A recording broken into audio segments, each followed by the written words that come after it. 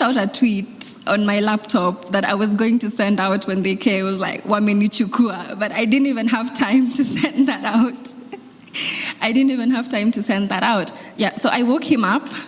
I told him, "There's someone at the door." So he got up. I'm scared. I'm shaken. It is so loud. They wanted to break down the door at that point. They shouted something at him in Luo, Nyerere something. He later told me it meant, "Open this door or we're going to break it down." Mm-hmm. So he went to the door. I stayed in the bedroom, scared as hell. I'm still in my nightwear. I was fixed to that spot. I didn't know what to do. He went to the door, he opened it. As soon as he opened it, they put him down. Blindfolded him, tied him up, came in to look for me. They were 7 with guns as big as me. Could you tell their faces? No, I could not. They were wearing baklavas, they were masked up, so I could not see their faces at all. But I could just hear voices. It was just the voices. So they put him down, came into the bedroom looking for me. Mm-hmm. I saw their guns and, dude, I'm very short. So when I tell you their guns are as big as me, I saw them and the first thing that came to my mind was, why are they coming to get us a little girl with military-grade weapons? I'm not a terrorist. The only thing I did wrong was use my social media and my voice for a cause that I believed in, for a cause that millions of Kenyans believe in. So I told you I was still in my nightwear, so they wanted to take me like that, but one of them had sense and said, no, let her get into something that's a bit warmer, more appropriate. Yeah, they didn't even want to let me dress up. They were just standing there, watching me, waiting for me to undress and give them some kind of show. They're sick people. No, but one of them, the one who had sense, mm-hmm. Yeah, the sense was constant. He told them, okay, maybe we can give her a minute to get changed.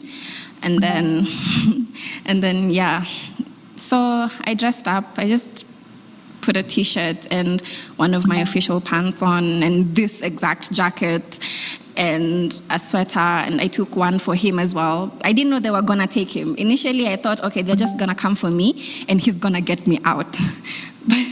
but they took him too. So I took a jacket for him and they tied us up, they blindfolded us, and we left.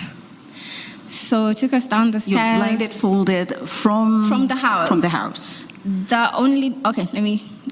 There were instances where they used to take off the blindfold, like if we went to the washroom, which we went to a lot. But yeah, so they took us into the car. I don't even know if we locked the house. I have no idea what happened after that. At that point in my head, I was just like, oh God, shit. Sorry for the colorful language, but that's what was going on in my head. So they put us in a car. I didn't know we were in the same car because later on I was told there were 3. So in my head, I was also thinking, okay, where did they take him? What are they going to do to him? Not my partner. Where did they take him? And then later on, I came to realize, oh, he's right here. So calm down a bit. So they put us in the car and we drove for nearly 20 minutes, got to our destination. The entire time, these guys are hitting my head like, usijaribu kutoa your blindfold, ukitoa utanikasirisha and you don't want to make me mad. So they're hitting my head and confirming, is this thing on? It was so tight, my head hurt so bad, my ears, it was crazy. So we got there, we sat in the car for about 10 minutes, and the entire time they're like, other guys came and they were like, oh, undo Nadia. Oh, you ndo ringleader. Nkasichana kadogo, hapa ndo kana ringleader watu kwenda maandamano. At that time I'm scared. Like, mimi sija ringleader mtu. So bad, my ears. Sija ringleader mtu. That's all I kept saying. And then they took us inside. It felt like a house. So they took us inside the house and put us in a room. Later I realized there were 2 beds. So my partner was in the other one and I was on the one on the right. Still blindfolded this entire time and tied up. So they left us there for a few minutes. And then I think we were handed over. The people who took us are not the same people who were interrogating us. So we were handed over from one team to another. I'd like to call other guys who are also in the room, Anesti Nyerere and Bill Simani, to also recount on their experience as well, so that we can get the conversation going and it becomes more an engagement. Thank you so much. Let's give him a round of applause, please.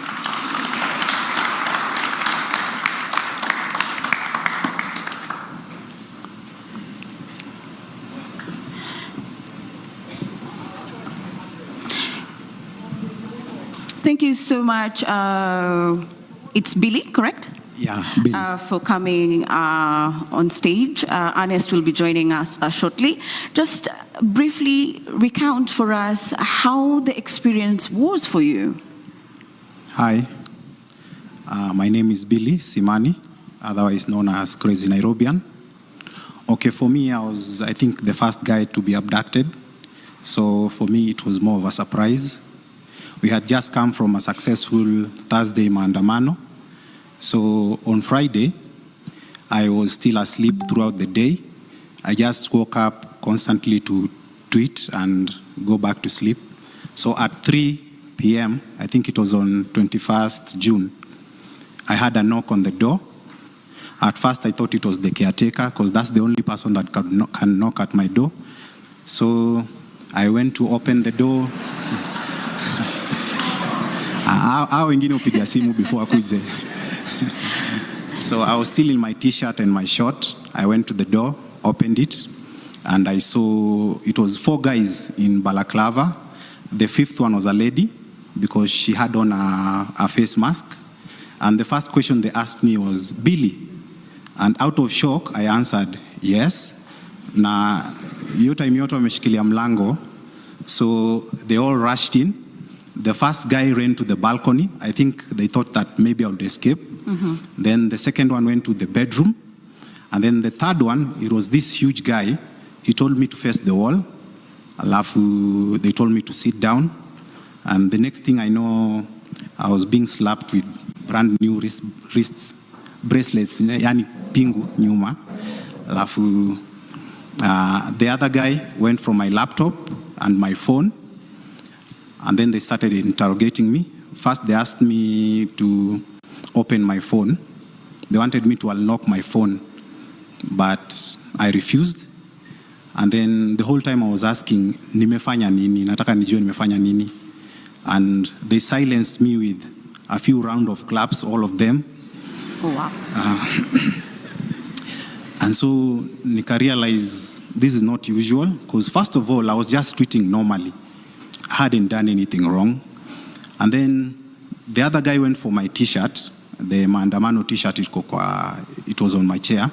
I thought maybe they were taking evidence, but they wanted to use the t-shirt to cover me up. So the whole time I was pleading with them to at least let me put on some pair of trousers, but they refused. And then they asked me the last time, tufungulie simu tafadhali.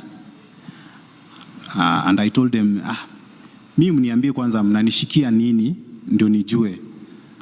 They silenced me once again with a few rounds of clap, all of them. And you know I live on the 7th floor. And that's the first time ever since I moved into that building that nimeiteremka stairs na I think it was a few seconds, because they were too quick.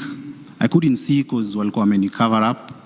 The next thing I know, I'm being sandwiched in the back of a car. I think there was one guy on my right, the other one on my left. And then we drove around for like 2 hours. So me, in my mind, I knew that I'm being taken out of Nairobi somewhere.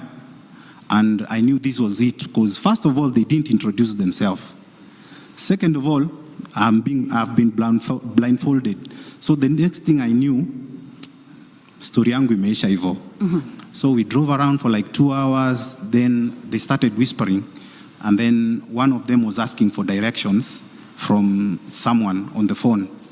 And then they sent him the pin. And then the next thing I know, I'm pulling up to, I don't know, one of them, they stopped the car, they came out, and then one of them was like, ni hapa? Then the others were like, yeah, ni hapa. Wakasema, sawa, toa hiyo jamaa tumalizane na yeye hapa kwa kahawa, tuende kufanya kazi ingine. And I knew that was it. And then the next thing I know, I'm being taken out of the car. I was still in my t-shirt, my short, barefoot, hands tied behind my back. I've been blindfolded. The next thing I know, I'm being taken down the stairs into a room. It was a very cold room. Then they told me to lie on my stomach. They asked they asked my name. I told them Billy Simani. The next thing, they wanted my ID number. The next thing, they asked me where I come from. I think walikuwa nataka kujua ushago ni wapi. I told them. Then they asked me nimeshikiwa wapi. So I was like, I thought these were the guys that brought me here. So I think those were the other guys that I was handed to who are asking questions. They let me lie on that floor for like an hour. Then after an hour, somebody came. They took me upstairs into, I think it was an interrogation room. Those guys at the interrogation room were a bit friendly. The guys at where I was being held up were a bit rough. So the next thing I know, I'm being sat on a chair. And then one of the guys started asking me questions.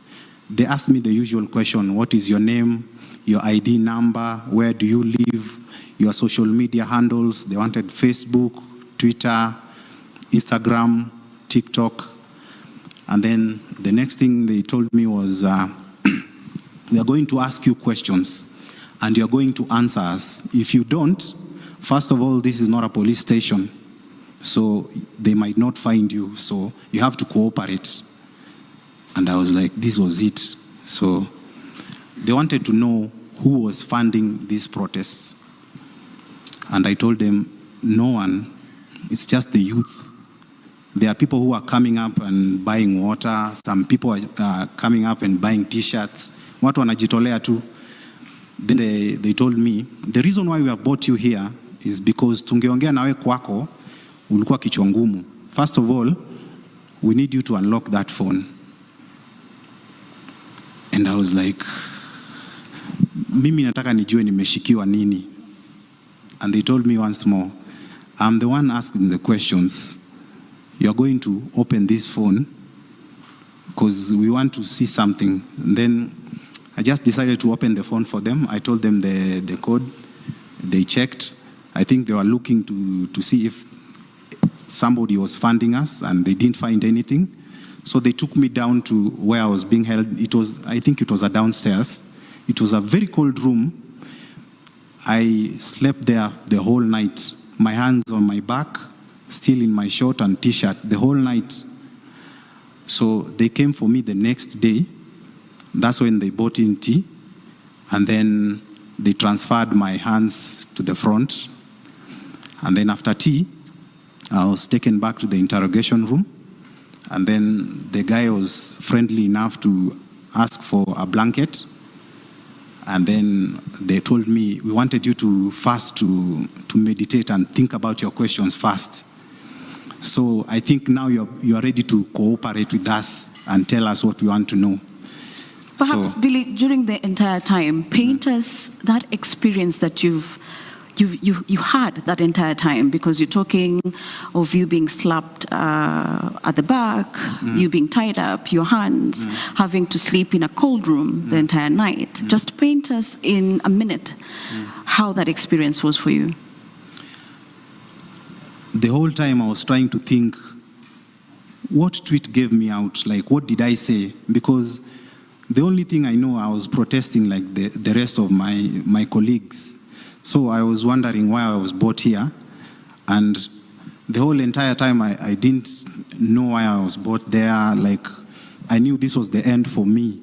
So it was like a psychological warfare, because first of all, they removed the cuffs, the handcuffs, and then they replaced them with, they're called ziplock, and zip ties.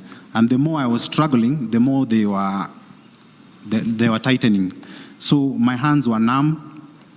I couldn't sleep the entire time. I was trying to like listen and know where I was, but there was no sound, no nothing. I didn't know if there was anybody in the room.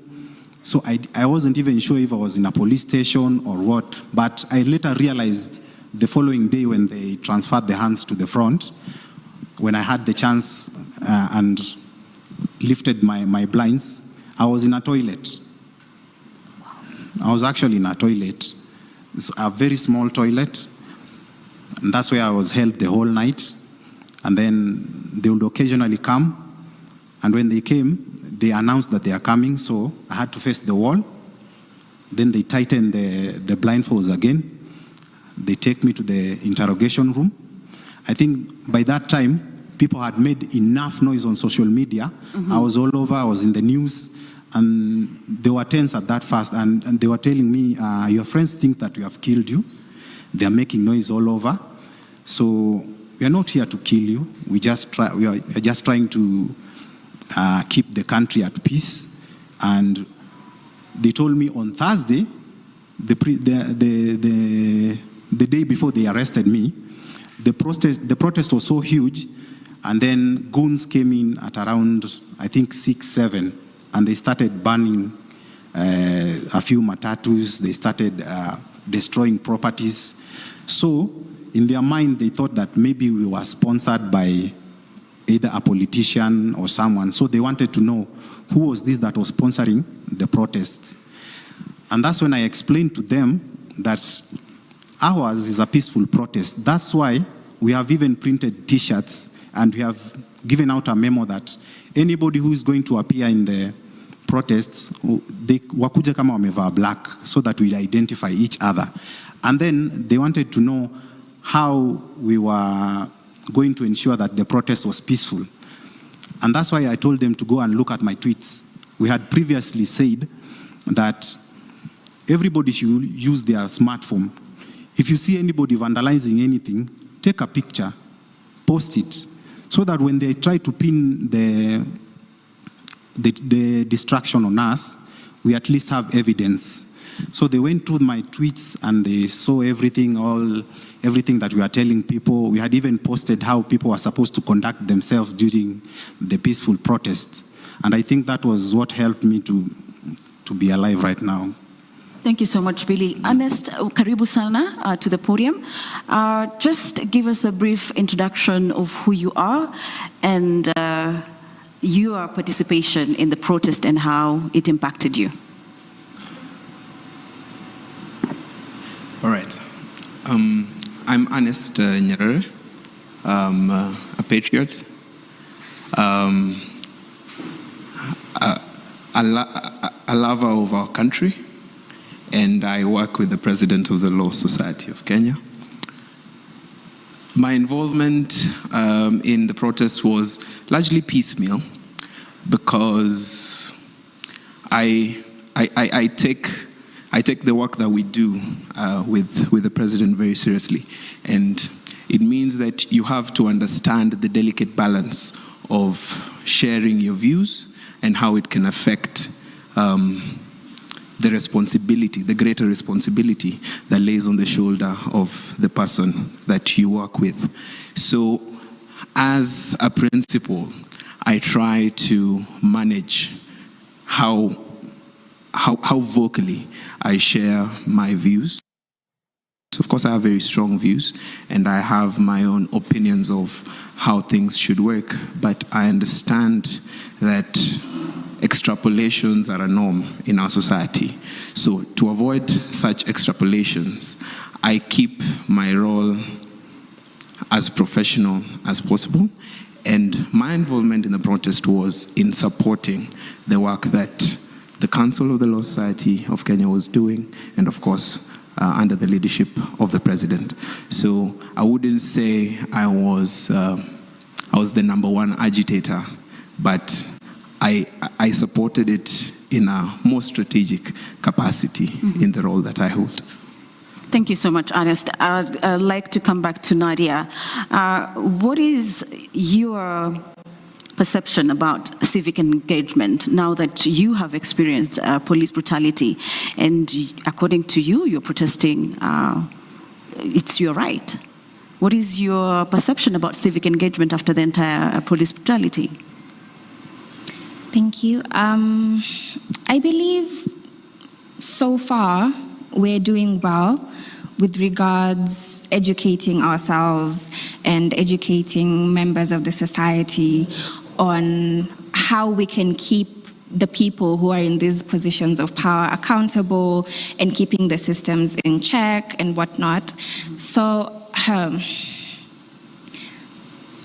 civic education right now, I think, is moving in the direction that it was supposed to be moving in previously. It's better than it was before, I think also because of the incidents that we have had of people getting murdered, people getting maimed, injured, abducted like ourselves. So our society is moving in the right direction, I believe. We are moving in the right direction. Thank you so much, Nadia. At this point, I would like to take a comment, not really a comment, but welcome @_Oduk, who's joining the conversation from X. If we could have him, please.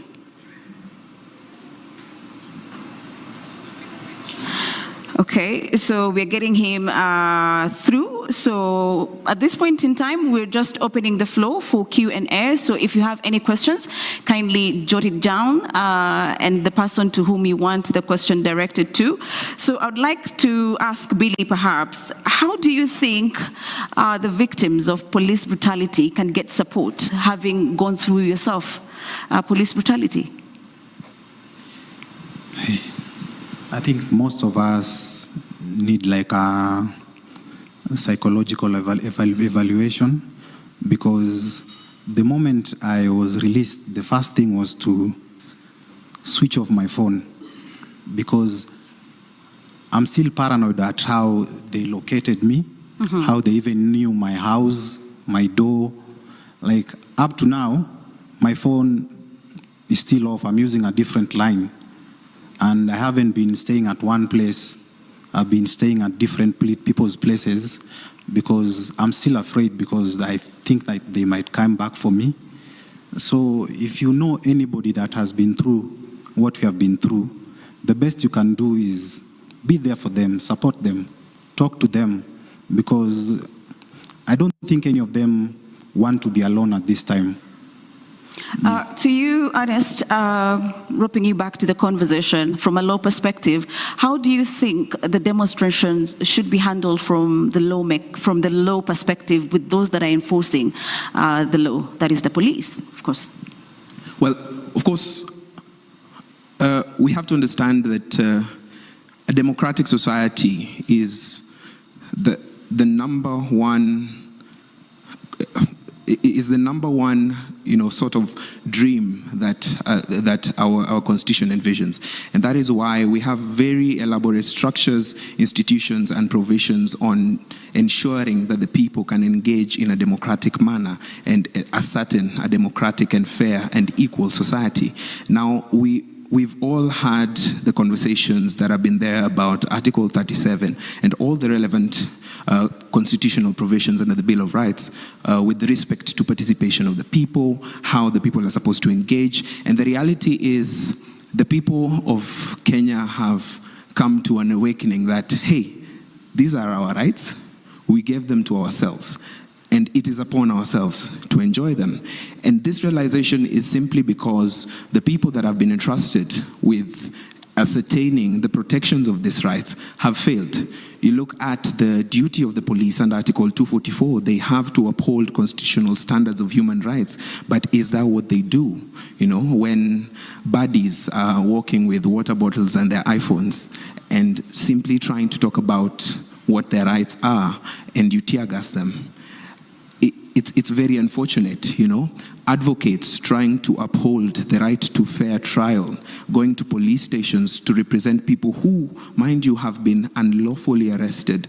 Then you tear gas these lawyers, not caring for their health, not caring for their duty to the people. Then what kind of setup are you trying to put in place?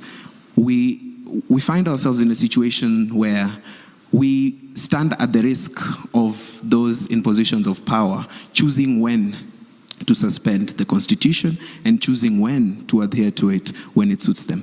And therefore, it is a moment of awakening where we as the people of Kenya need to come together. We need to stand up to all the ills that have characterized our country historically and since the promulgation of the new constitution, and we need to appreciate that we have a wonderful constitution, and it is upon us to make it work for ourselves, because our political leaders have not just failed, they have refused to implement it. Thank you so much, Ernest. Nadia, just walk us through how this entire ordeal and experience has really changed in terms of how now you view life and everything else. My life has changed so drastically in the span of 1 month, I cannot even tell you. As Billy said, we need a lot of psychosocial support.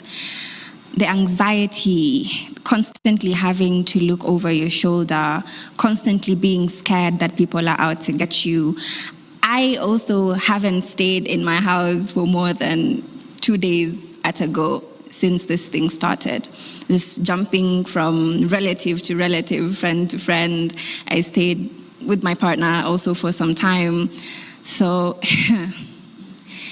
it's crazy. As I was telling my story right now, I could feel like a panic attack was coming on, because as I recount those events in my head, I feel like I'm back there. I feel like I'm going through that again. So, Billy, on your end, how is it for you? It's not simple, because you walk around, everybody knows you. From the news that you are missing, everybody wants to hear your side of the story. But at the same time, you are scared because, first of all, I didn't see those guys. I didn't see any of their faces. So in a way, I can't trust anyone. I'm a bit skeptic. And now my life isn't normal because my phone has to be constantly on flight mode, because I'm getting a lot of calls, relatives, they want to know how I am. So I always reach out to my mom so that she can at least tell them that I'm okay. But at the moment, I'm moving around constantly from house to house, because I don't want to be found in my house again alone. Thank you so much. Ernest, from your end, from the Law Society of Kenya, perhaps are you looking at ways in which you can be able to get justice for people like Nadia and Billy? Well, I'd have to say that I wouldn't want to claim to speak for the Law Society of Kenya, but I would have to admit that it is important that those who are capable and are in positions to intervene do intervene. And of course, I appreciate my relationship with the Law Society, and being a victim myself, I think it is in order that the Law Society takes an active position in representing these people and, finding redress, because as they've shared, the experiences were not easy. Evidently, there are violations of constitutional rights, and there must be reparations. That is what we must agree as a people, we must agree as a society. There must be reparations, there must be consequences. So I would have to say that all the things that we have experienced should not go in vain. For instance, the day I was taken is the day I knew hot water tastes good. I ordinarily do not take hot water, but it was the only thing on offer. Yeah, that was the day I was reminded of how it feels kupigwa kofi ya kisogo. I have not been hit on the backside of my head since I was 9 years old, and that's quite some time back. But those reminders came in, and it was a harrowing experience. But we have capacity, we have numbers, we have capability, we have courts that are not just prepared, but are required to make sure that justice is served. And I do believe that all the partners who have taken part in putting this together. The Citizen Assembly will work as well to ensure that the necessary reparations are found for all the victims and all the families of those who lost their lives. Thank you so much, Ernest. I don't know if the people here have any questions to our panelists. If we could have perhaps the mic going round. If you have any question, just raise up your hand so that we can have an interactive engagement for our panelists here. Yeah, floor manager, there is a question there from the gentleman, and then we can have the lady to my left, the gentleman to my right, the first. Thank you so much. You please state your name and your question and to whom is it directed to.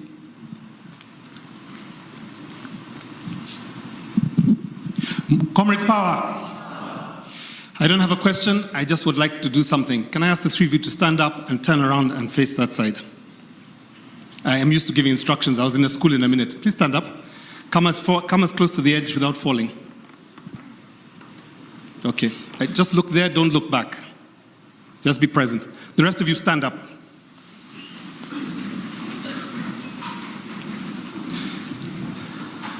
I want you to imagine you are back there and all these people have your back. That in that moment you could not see them, but they were all calling for your release. That none of them forgot you for that moment.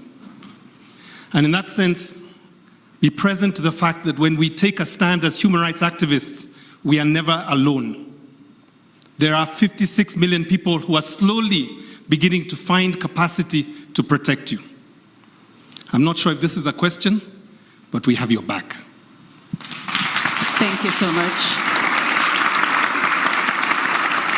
We have another question from the second row to my left on this other side.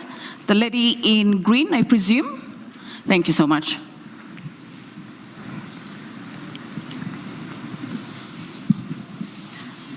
Thank you very much. My name is Diana Gishengo, and just like Irongo, I have no question. And mine is to say thank you. Thank you very much for your sacrifice, for what you have done for this country. We really thank you.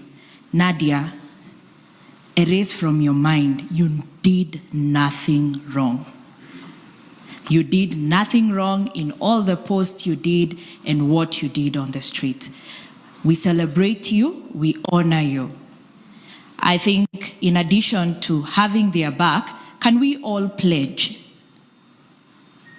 that the torture they went through, in addition to the people who have lost their lives, the firing of cabinet is not enough, is it? Yes. For patriots to have sat in a toilet because they demanded good governance, Parliament must go.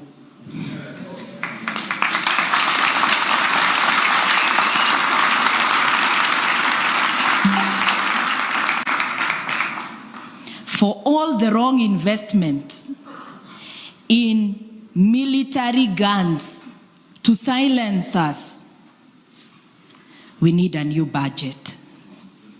Not the one that he's referring to. We need a new budget.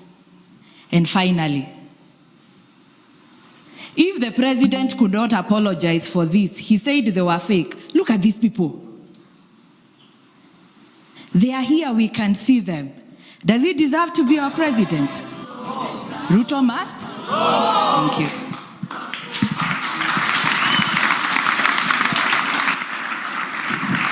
Thank you for those opinions. Any other round of questions? Okay. People power. People power. People power. Thank you very much. My name is Brian Okeja. Actually, we really don't even need to ask questions. We need to speak our hearts here.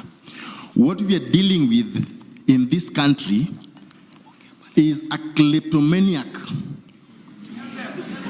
bunch of bones and muscles That is what we are dealing with in this country.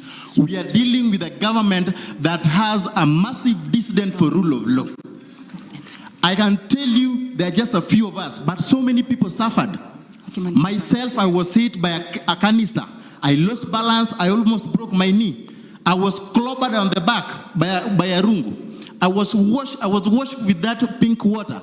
Iliniwasha di makende. What they have done, that they have arrested our people, they have tortured us, they have killed us. But what they don't know is this, that when we made the decision to come out of our houses, we knew that the fight for democracy is very expensive. And we are ready to pay the ultimate price. We knew that we would either come back home safe or not come back at all.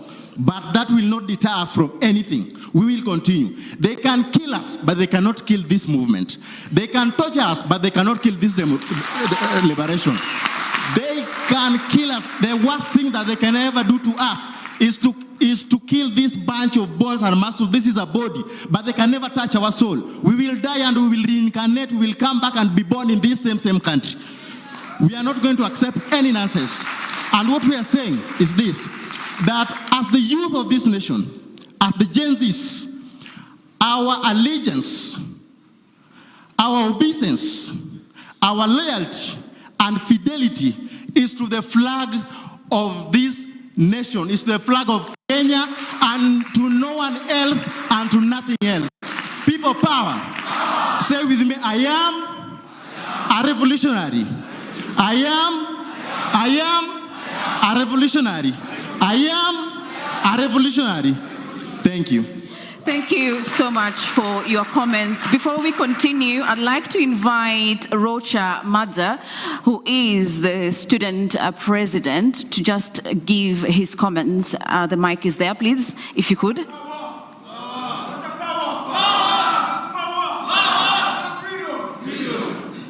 The mic is there, please. Thank you.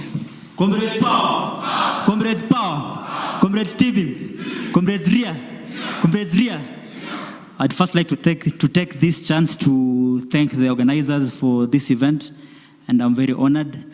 And if I may recount on what we underwent when we were going for the demonstrations, we were rallying ourselves through the main campus where we were able to organize ourselves and get some masks and water. And what we were mainly agitating for as students, apart from the finance bill, is mainly the new funding model, which has been really affecting us. And even as the president has dissolved his cabinet, we are still saying there is more to be done. Am I wrong, comrades? Because as we are sitting right now, we can't afford school fees as students, and what we're calling for the president to do is he dissolves and he abolishes the new funding model, which is really affecting the needy. Because if education is an equalizer, then why then should we segregate, and why then should we group students based on how financially they are? Because as we are speaking, the first years in medicine school who are paying 612,000 shillings, half of them have deferred from their class because they're expected to pay 30% of that, which is about 200,000 shillings.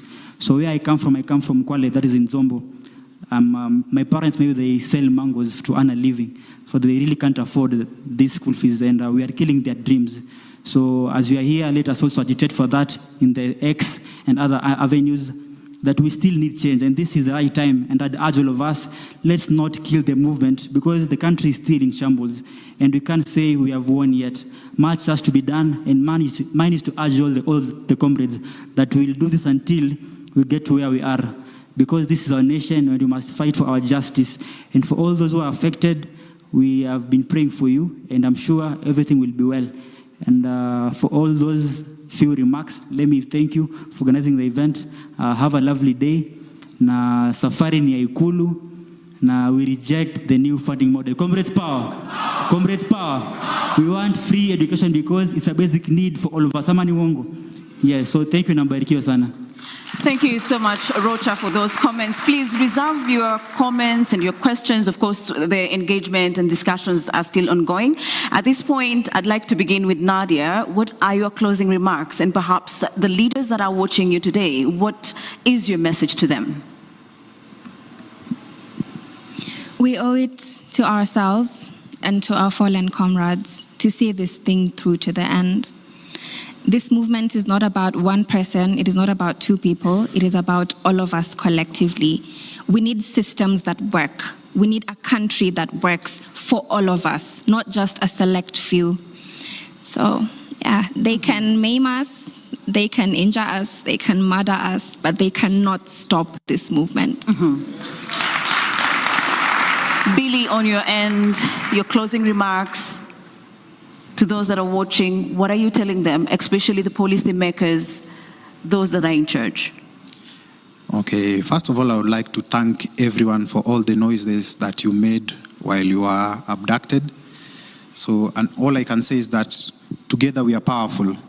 The noises that we are making behind our keyboards, behind our phones, they are very powerful, and we are seeing the effects, like they are working. So all I can tell all the comrades, don't give up. This thing is working.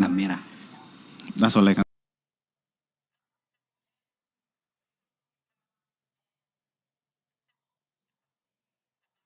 Way forward from your end. I think there is a defiance that comes with knowing that you are doing what is right and knowing that you are fighting and standing for something. Standing at that door after it opened, seeing 8 men armed with military-grade weapons, the fear went out of me because I knew I had done nothing wrong and I knew there was nothing I could do. I was helpless, but I was sure that if that was the end, it was for doing nothing wrong. We, the people of Kenya, will continue to do what is right. We will continue to fight for what we deserve, and we will continue to use our brains because our ingenuity is what sets us apart from those who have fought before us. We will not just come at you in the streets. We will use our brains. We will fight you in courts. We will use technology. We will stop you from making this country move in the right direction by whatever means available to us. We are the smartest, we are the strongest, we are the best this country has to offer. Na tutashuka na watu. Thank you so much, Ernest, for those remarks. Please, let's give them a round of applause. It's not easy, and we wish you well, even as you get the psychological help that you need to get yourself through the next phases of your life. At this point, I'd like to call Giuliani as we take a very short breather, and then we will continue the conversation. So keep your questions there. We will get to them. So at this point, we are going to just take a breather and then invite Giuliani on the stage. Thank you so much.